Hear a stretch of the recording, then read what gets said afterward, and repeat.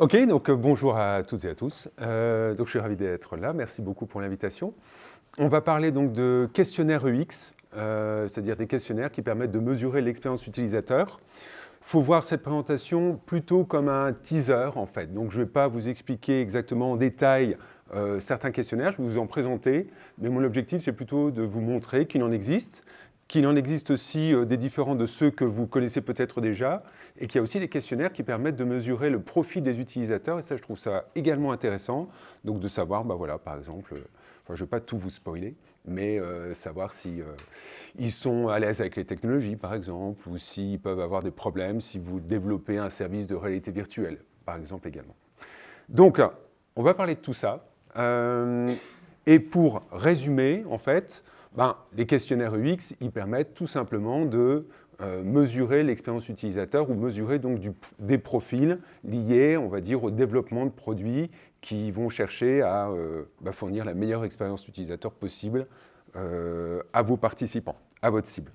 Donc ce sont des outils qui sont du coup plutôt, et même complètement quantitatifs, donc vous allez avoir des scores, et généralement ces scores, ils vont vous permettre de communiquer de façon parfois un peu plus efficiente avec les clients.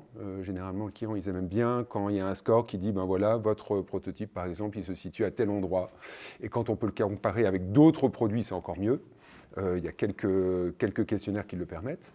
Et puis les questionnaires également, ils vont vous permettre de voir si l'évolution de vos prototypes, donc si vous avez plusieurs itérations, de voir si il y a une évolution, une amélioration de l'expérience des prototypes que vous développez. Ils vont vous permettre également de vous comparer par rapport à d'autres produits concurrents. C'est le benchmark UX. Ça permet également de savoir si pour une certaine cible, le produit fonctionne bien, et puis pour d'autres cibles d'utilisateurs, le produit fonctionne moins bien, par exemple. Voilà. Tout ça, derrière tout ça, l'idée, c'est de pouvoir, avec des indicateurs particuliers, quantifier l'expérience. Alors, je vais vous présenter en fait des questionnaires standardisés en vous expliquant pourquoi c'est intéressant et important, selon moi. Moi, j'ai plutôt une casquette, je suis psychologue, ergonome, UX designer, avec une casquette scientifique. Je travaille dans un centre de recherche ici au Luxembourg. Et ça me paraît important, justement, d'utiliser des questionnaires qui ont été validés scientifiquement. On a parfois tendance à recevoir ou à diffuser des questionnaires qui mesurent l'expérience utilisateur, mais qui sont pas toujours très valides. Et je vais vous expliquer en fait comment ça se mesure à la validité, simplement. Donc ici, c'est sur la Redoute, vous passez commande et vous recevez un email, voilà, est-ce que vous êtes satisfait ou pas du produit que vous avez reçu ou du service en général. OK. Là, c'est un questionnaire dont je ne parlerai pas, mais qui est très courant, c'est le Net Promoter Score, le NPS, qui permet, sur une échelle de 0 à 10, de dire si on recommanderait ou pas le produit ou le service. Il y a un mode de calcul qui est particulier également. Et surtout, en fait, avec ce questionnaire-là, on va détecter si on va avoir des ambassadeurs de notre service ou de notre produit, ou au contraire des détracteurs. Et il ne faut pas orienter en fait, l'utilisateur dans ses réponses. Et quand on reçoit, par exemple, une grille comme ça de couleurs sur les chiffres qui vont de 0 à 10, bien sûr, ça va influencer. Et du coup, la validité des réponses qu'on va recevoir, elle sera plus bonne, en fait. Les réponses seront biaisées. C'est pareil ici, à la FNAC, on a un code couleur qui est en plus, là vous ne pouvez pas comparer, mais qui est différent de l'autre code couleur pour la Redoute. Et à nouveau, ça biaise les réponses et en plus ça guide l'utilisateur vers des réponses qui sont pas valides. Voilà. Donc c'est juste pour vous illustrer que parfois on a envie de bien faire, mais que ça peut justement poser des problèmes après d'interprétation, et c'est ça qui, pour moi, justifie le fait d'utiliser des questionnaires standardisés, c'est-à-dire validés scientifiquement, et en les utilisant de la meilleure façon possible pour justement éviter tous les biais de réponse. Là, c'est un autre exemple également d'un site web, Reuters.com, où on reçoit un questionnaire, mais les échelles sont encore satisfaisantes, mais comment ils vont analyser les données derrière, moi je ne sais pas trop, parce qu'il y a plein de, justement, dans les validations de questionnaires, il y a plein de démarches, notamment statistiques, qui permettent de nous assurer que les items sont bien compris et qu'on va être le plus efficient possible, et qu'on va être dans la capacité de mesurer ce qu'on est censé mesurer. Alors, on va faire parfois des petits détours par des films, comme ça. Il y a un auteur que j'aime beaucoup qui s'appelle Chapanis qui a travaillé sur les premiers éléments d'ergonomie dans l'aviation au cours de la Seconde Guerre mondiale et après, dans l'armée américaine.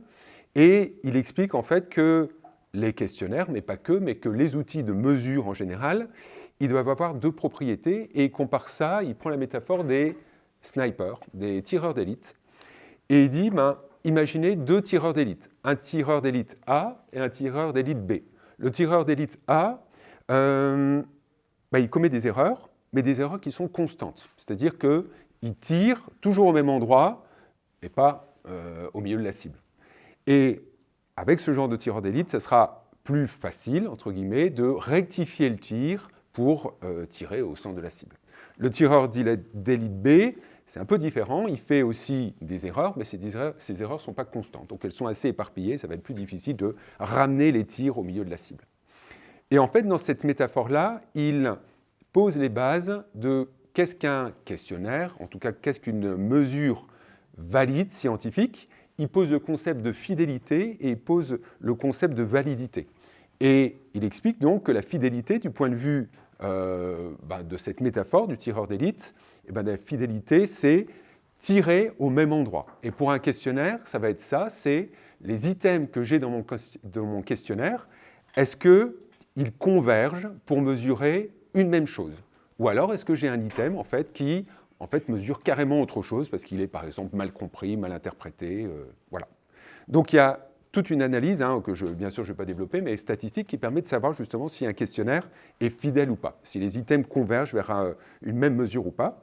Et il explique également du coup que la validité, c'est bien sûr tirer au centre, ou en tout cas le plus au centre possible de la cible, c'est-à-dire pour nous, avec un questionnaire UX, s'assurer qu'on mesure bien l'expérience utilisateur. Parce que parfois on peut développer des items, créer des questions, et puis en fait, on ne mesure pas vraiment l'expérience. On croit la mesurer, mais on ne la mesure pas. Et à nouveau, du coup, ces questionnaires validés scientifiquement, ils permettent d'avoir cette assurance d'une bonne fidélité, une convergence des items et une bonne validité, s'assurer qu'on mesure bien ce qu'on est censé mesurer. L'expérience utilisateur, mais aussi d'autres choses, bien sûr. Voilà. Et derrière tout ça, en fait, il y a des analyses statistiques qui sont parfois un peu longues, mais en tout cas qui permettent de mettre le stempel, validé scientifiquement, questionnaire fidèle et valide. Alors, maintenant, quel questionnaire choisir? Il en existe beaucoup.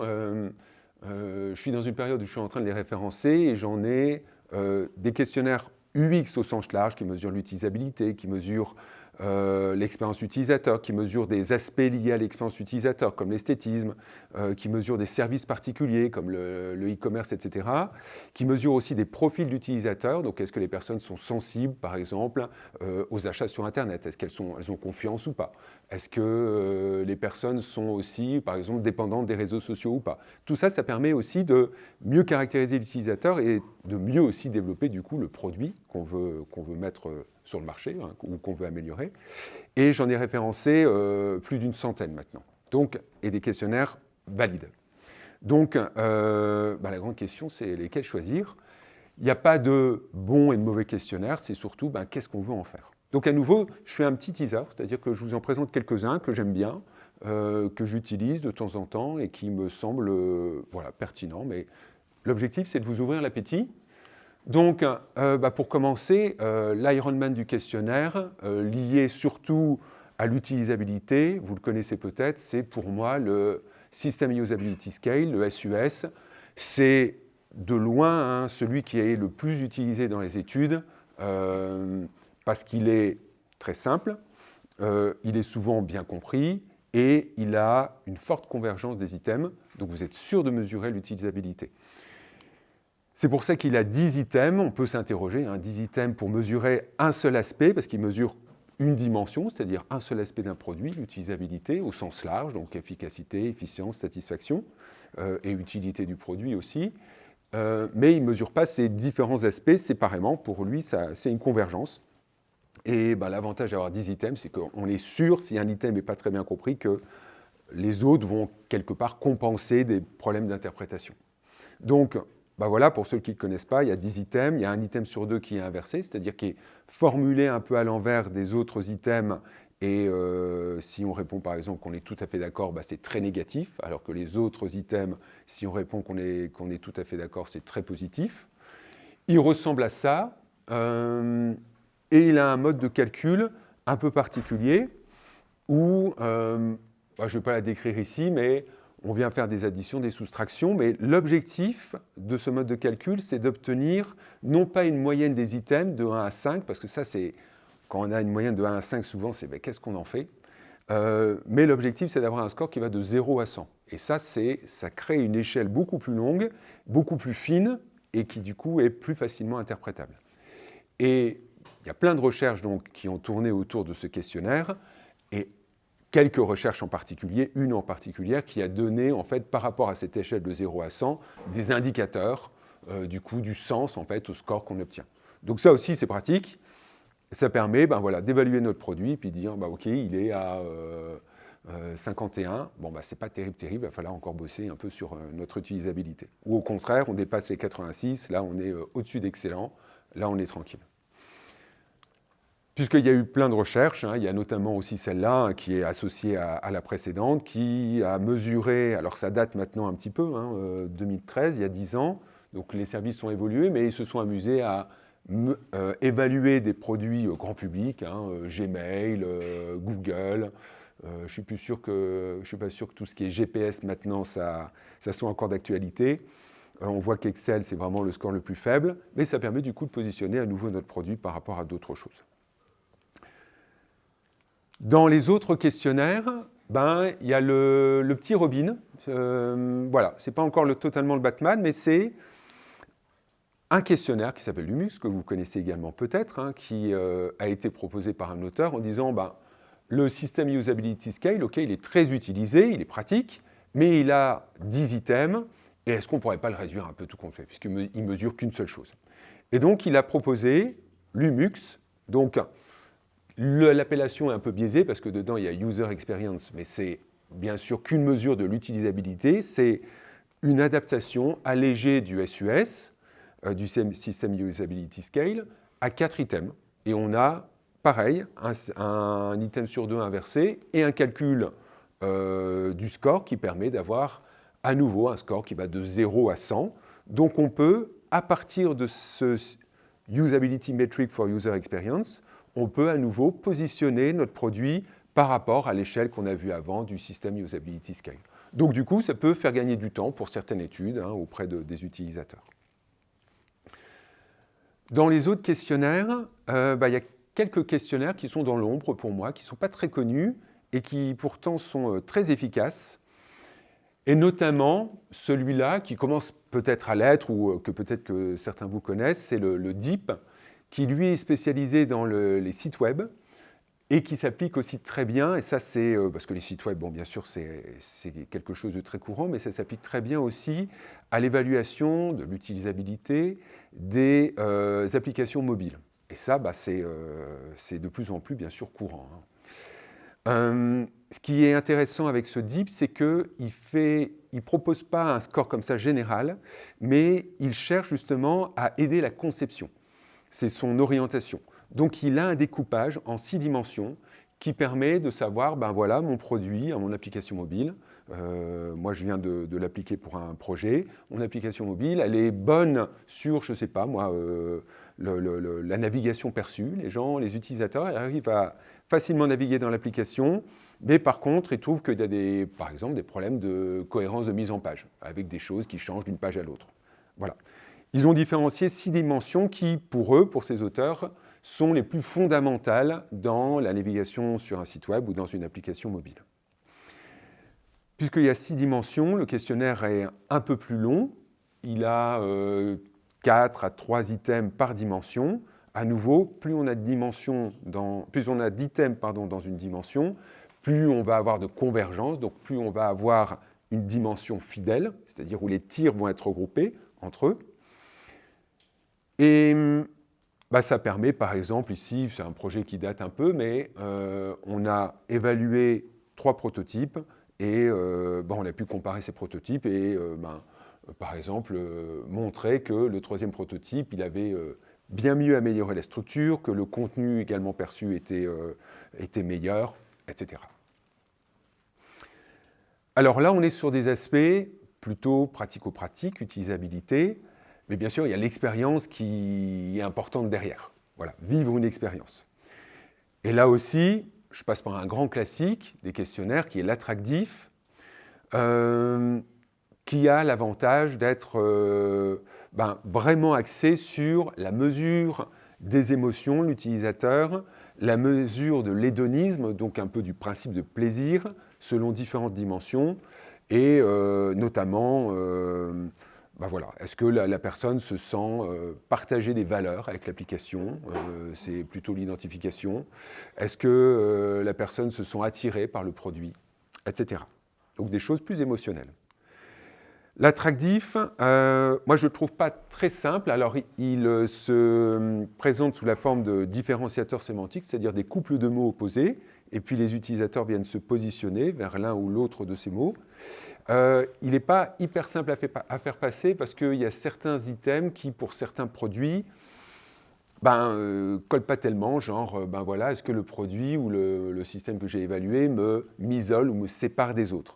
Et parfois, ça peut un peu décontenancer les utilisateurs, et surtout, ils peuvent du coup cocher au milieu, ni l'un ni l'autre, et en fait, ça fait pour nous chuter les scores sur la dimension dans laquelle se situe cet item.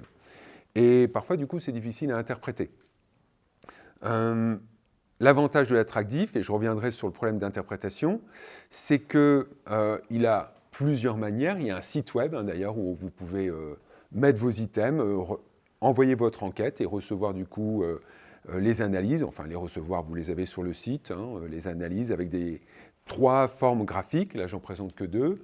Une, item par item. On sait que le produit ici, il a été plutôt perçu conservateur, etc. Donc, ça permet du coup d'avoir une sorte de valence, un détail des résultats. Et puis, il a ce portfolio, donc cette présentation qui est souvent pratique, où il y a 9 cases. Les cases ont des appellations qui sont en fait définies par ceux qui ont créé l'attractif. Et du coup, il y a 2 axes. Un axe qualité pragmatique, c'est-à-dire vraiment les aspects utilisabilité, et un axe qualité hédonique qui sont plus liés, on va dire, aux aspects émotionnels. Et du coup, le top du top, c'est quand le produit, il est non seulement perçu facile à utiliser, et aussi qu'il est attractif, qu'il procure du plaisir. Donc, quand le produit est dans la boîte désirée, là, on se dit, chouette, j'ai un super bon produit.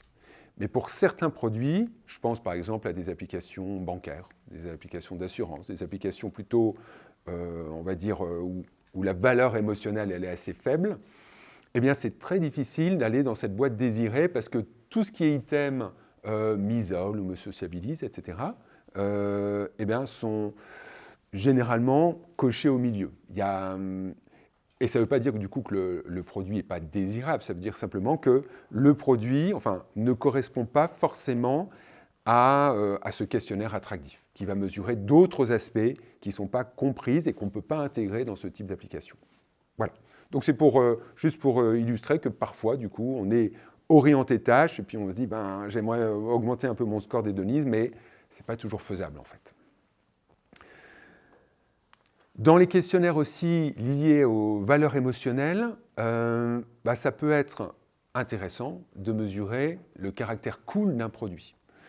Et il existe des questionnaires là-dessus. Il y en a un qui s'appelle le questionnaire cool, tout simplement, où les items permettent d'avoir 3 aspects. Un aspect vraiment désirabilité du produit, un aspect rebelle du produit, et puis un aspect facilité d'utilisation, utilisabilité.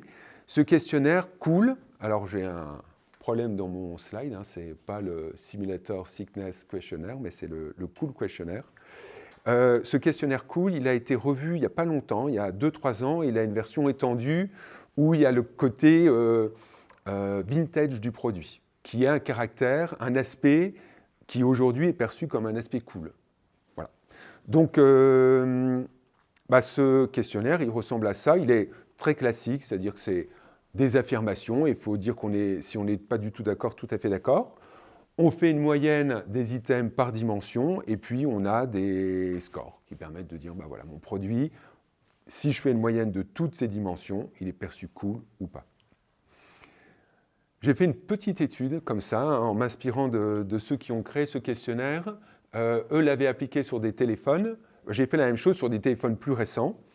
Et j'ai interrogé, je ne sais plus mon échantillon, j'avais pas beaucoup, une trentaine de personnes, d'utilisateurs, qui avaient en termes de marque Apple, Samsung ou Xiaomi. Donc vraiment très les marques les plus classiques. On voit par exemple que Apple l'emporte sur la désirabilité, sur l'utilisabilité. Du coup, de manière générale, le score général de coolitude, il est plus élevé. Mais par contre, alors Xiaomi, moi j'en ai pas, mais je ne crois pas que ça se prononce comme ça.